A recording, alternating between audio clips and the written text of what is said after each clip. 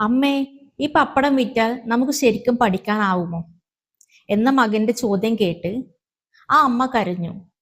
പക്ഷേ വർഷങ്ങൾക്ക് ശേഷം അതേ മകൻ വേദിയിൽ നിന്ന് പറഞ്ഞ ഒരു വാക്ക് കേട്ട് മുഴുവൻ സദസ്സും കണ്ണീരിലായി. ആ ജീവിതം മാറ്റിമറിച്ച കഥയാണ് ഇപ്പോൾ നിങ്ങൾ കേൾക്കാൻ പോകുന്നത്. അമ്മേ, ഈ പപ്പടം വിറ്റാൽ നമുക്ക് ശരിക്കും പഠിക്കാനാകുമോ? ആ ചെറിയ ചോദ്യം കേട്ട നിമിഷം ആ അമ്മയുടെ കൈകൾ നിശ്ചലമായി, കണ്ണുകൾ നിറഞ്ഞു. പക്ഷേ മകന്റെ മുന്നിൽ അവൾ കരഞ്ഞില്ല. ചിരിച്ചുകൊണ്ട് അവന്റെ തലയിൽ കൈവച്ച് അവൾ പറഞ്ഞു, നീ നന്നായി പഠിച്ചാൽ മതി മോനെ. അമ്മ എന്ത് കഷ്ടപ്പെട്ടിട്ടായാലും നിന്നെ പഠിപ്പിക്കും. ആ വാക്ക് പറയുമ്പോൾ അവളുടെ മനസ്സിൽ എത്ര വലിയ വേദന ഉണ്ടായിരുന്നുവെന്ന് ആർക്കും അറിയില്ലായിരുന്നു. ഒരു ചെറിയ ഗ്രാമത്തിലെ സാധാരണ വീട്ടമ്മയായിരുന്നു സരസ്വതി. ഭർത്താവ് ദിവസക്കൂലിക്ക് ജോലി ചെയ്യുന്ന ആളായിരുന്നു. മഴ പെയ്താൽ ജോലിയില്ല, അസുഖം വന്നാൽ വരുമാനവുമില്ല. ചില ദിവസങ്ങളിൽ വീട്ടിൽ അരി വാങ്ങാൻ പോലും പണമില്ലാത്ത അവസ്ഥ. 3 മക്കളാണ് അവരുടെ ലോകം. വലിയ ആഗ്രഹങ്ങളൊന്നുമില്ലായിരുന്നു. പക്ഷേ ഒരു സ്വപ്നം മാത്രം ഉണ്ടായിരുന്നു. എന്റെ മക്കൾ ഞാൻ അനുഭവിച്ച കഷ്ടപ്പാട് അനുഭവിക്കരുത്. മാസം തോറും സ്കൂൾ ഫീസ് അടയ്ക്കേണ്ട ദിവസം വരുമ്പോൾ അവളുടെ നെഞ്ചുരിപ്പ് കൂടും. ഫീസ് അടയ്ക്കാൻ കഴിയാതെ മക്കളെ ടീച്ചർ ക്ലാസ്സിന് പുറത്തു നിർത്തുമോ എന്ന ഭയം അവളെ ഉറങ്ങാൻ പോലും അനുവദിക്കാറില്ലായിരുന്നു. ഒരു ദിവസം വീട്ടിൽ എല്ലാവരും ഉച്ചഭക്ഷണം കഴിക്കുമ്പോൾ അയൽവീട്ടിലെ ചേച്ചി അവൾ ഉണ്ടാക്കിയ പപ്പടം കഴിച്ചു. സരസ്വതി, ഇത്ര രുചിയുള്ള പപ്പടം ഞാൻ കഴിച്ചിട്ടില്ല. ഇത് വിറ്റാൽ ആളുകൾ തീർച്ചയായും വാങ്ങും എന്ന് പറഞ്ഞു. ആ വാക്ക് ആദ്യം അവൾ ചിരിച്ചു തള്ളി. വീട്ടിലുണ്ടാക്കുന്ന പപ്പടം ആരാണ് വാങ്ങുക എന്ന് അവൾ ചോദിച്ചു. എന്നാൽ അന്ന് രാത്രി ഉറങ്ങാൻ കിടന്നിട്ടും ആ വാക്ക് അവളുടെ മനസ്സിൽ നിന്ന് പോയില്ല. പിറ്റേന്ന് രാവിലെ തന്നെ അവൾ അലമാരയിൽ സൂക്ഷിച്ചിരുന്ന ചെറിയ സമ്പാദ്യം എടുത്തു. അത് ആകെ 300 രൂപ മാത്രം. ആ പണം കൊണ്ട് ഉഴുന്നും മസാലകളും വാങ്ങി. അന്ന് രാത്രി എല്ലാവരും ഉറങ്ങിയ ശേഷം അവൾ ഒറ്റയ്ക്കിരുന്ന് ഉഴുന്ന് കഴുകി കുതിർത്ത് അരച്ച് മാവ് തയ്യാറാക്കി. കൈകൾ വേദനിച്ചിട്ടും അവൾ നിർത്തിയില്ല. കാരണം അവൾക്കറിയാമായിരുന്നു, ഈ മാവ് വെറും പപ്പടത്തിനുള്ളതല്ല, തന്റെ മക്കളുടെ ഭാവിക്കുള്ളതാണ്. പുലർച്ചെ 4 മണിക്ക് എഴുന്നേറ്റ് ഓരോ പപ്പടവും ഒരേ വലിപ്പത്തിൽ ശ്രദ്ധയോടെ പരത്തി വീടിന്റെ മുറ്റത്ത് വൃത്തിയുള്ള തുണി വിരിച്ച് വെയിലത്ത് ഉണക്കാൻ വെച്ചു. വൈകുന്നേരം 20 ചെറിയ പാക്കറ്റുകൾ തയ്യാറാക്കി. ആ പാക്കറ്റുകളുമായി അവൾ ഓരോ കടയിലും കയറി. ചേട്ടാ, വീട്ടിലുണ്ടാക്കിയ പപ്പടമാണ്, കുറച്ച് വെച്ച് നോക്കാമോ? ചിലർ വാങ്ങാൻ തയ്യാറായില്ല. ചിലർ പറഞ്ഞു, ഇത് വിറ്റു പോകില്ല. ചിലർ അവളെ നോക്കി ചിരിച്ചു. ഓരോ നിരസിക്കലും അവളുടെ മനസ്സിനെ വേദനിപ്പിച്ചു. പക്ഷേ അവൾ തിരിഞ്ഞു നടന്നില്ല. അവസാനം ഒരു ചെറിയ പലചരക്ക് കടക്കാരൻ പറഞ്ഞു, 5 പാക്കറ്റ് വെച്ച് നോക്കാം, വിറ്റുപോയാൽ വീണ്ടും വാങ്ങാം. ആ ദിവസം അവൾക്ക് കിട്ടിയ ലാഭം വെറും കുറച്ച് രൂപ മാത്രമായിരുന്നു. പക്ഷേ വീട്ടിലെത്തി ആ പണം മക്കളുടെ കയ്യിൽ കൊടുത്തപ്പോൾ അവളുടെ മനസ്സിൽ ഒരു പുതിയ പ്രതീക്ഷ ജനിച്ചു. എനിക്ക് കഴിയും. ആ ദിവസമാണ് അവളുടെ ജീവിതം മാറി തുടങ്ങിയത്. ആ ചെറിയ തുടക്കത്തിന് ശേഷം സരസ്വതിയുടെ ജീവിതം പതിയെ മാറാൻ തുടങ്ങി. ആദ്യം 5 പാക്കറ്റ് മാത്രം എടുത്ത കടക്കാരൻ അടുത്ത ആഴ്ച തന്നെ പറഞ്ഞു, ചേച്ചി, കഴിഞ്ഞ തവണ കൊണ്ടുവന്നതെല്ലാം വിറ്റുപോയി, ഇത്തവണ 20 പാക്കറ്റ് കൊണ്ടുവരൂ. ആ വാക്കുകൾ കേട്ടപ്പോൾ സരസ്വതിയുടെ കണ്ണുകൾ സന്തോഷം കൊണ്ട് നിറഞ്ഞു. വീട്ടിലെത്തി അവൾ ആ വാർത്ത മക്കളോട് പറഞ്ഞപ്പോൾ അവർ അമ്മയെ കെട്ടിപ്പിടിച്ചു. അന്നു മുതൽ ആ വീട്ടിൽ ഒരു പുതിയ പ്രതീക്ഷയുടെ വെളിച്ചം തെളിഞ്ഞു.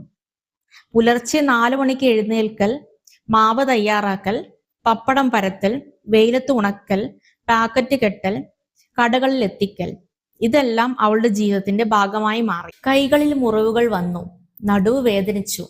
പല ദിവസങ്ങളിലും ഭക്ഷണം കഴിക്കാൻ പോലും സമയം കിട്ടിയില്ല. പക്ഷേ ഓരോ പപ്പടവും പരത്തുമ്പോഴും അവളുടെ മനസ്സിൽ ഒരു ചിത്രം മാത്രമുണ്ടായിരുന്നു. സ്കൂൾ യൂണിഫോം ധരിച്ച് സന്തോഷത്തോടെ പഠിക്കുന്ന തന്റെ മക്കൾ. കാലം കടന്നുപോയി.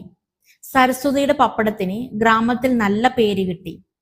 ആ വീട്ടിലെ പപ്പടം എന്ന് പറഞ്ഞ് ആളുകൾ കടയിൽ നിന്ന് ചോദിച്ച് വാങ്ങാൻ തുടങ്ങി. അടുത്ത ഗ്രാമങ്ങളിൽ നിന്നും ഓർഡറുകൾ വരാൻ തുടങ്ങി. ഭർത്താവും ജോലി കഴിഞ്ഞു വന്ന് പാക്കറ്റുകൾ കെട്ടാൻ സഹായിച്ചു. മക്കളും പഠനം കഴിഞ്ഞ് അമ്മയുടെ കൂടെ നിന്നു. ആ ചെറിയ വീട് മുഴുവൻ ഒരു കുടുംബ സംരംഭമായി മാറി. പണം അധികം വന്നില്ലെങ്കിലും മക്കളുടെ സ്കൂൾ ഫീസ് ഇനി വൈകില്ല.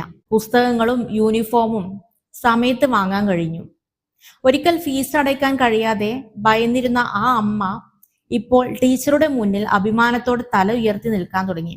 വലിയ മകൻ പഠനത്തിൽ ഒന്നാമനായി. പിന്നീട് സർക്കാർ എഞ്ചിനീയറിംഗ് കോളേജിൽ അഡ്മിഷൻ നേടി. മകൾ നഴ്സിംഗ് പഠിക്കാൻ പോയി. ഇളയ മകൻ അധ്യാപകനാകണം എന്ന സ്വപ്നവുമായി മുന്നോട്ട് നീങ്ങി.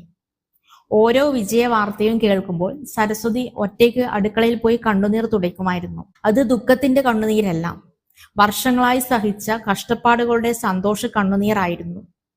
ഒരിക്കൽ ഈ പപ്പടം വിറ്റാൽ നമ്മൾക്ക് പഠിക്കാനാകുമോ എന്ന് ചോദിച്ച മകൻ ഇന്ന് അമ്മയുടെ മുന്നിൽ ഡിഗ്രി സർട്ടിഫിക്കറ്റ് പിടിച്ചു നിന്നപ്പോൾ സരസ്വതിക്ക് സംസാരിക്കാൻ പോലും കഴിഞ്ഞിരുന്നില്ല. കുറച്ച് വർഷങ്ങൾക്ക് ശേഷം മക്കളെല്ലാവരും നല്ല ജോലിയിൽ പ്രവേശിച്ചു. അമ്മയോട് ഒന്നും പറയാതെ അവർ ഒരു തീരുമാനമെടുത്തു. ഒരിക്കൽ മഴ ചോർന്നിരുന്ന പഴയ വീടിന് പകരം ഒരു പുതിയ വീട് പണിയാൻ.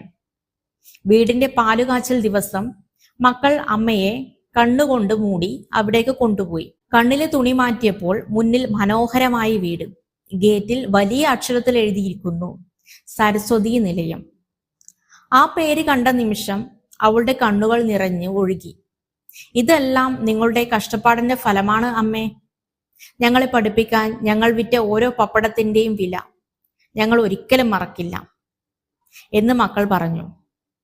അവർ അമ്മയുടെ കയ്യിൽ ഒരു ചെറിയ ഫ്രെയിം കൂടി നൽകി.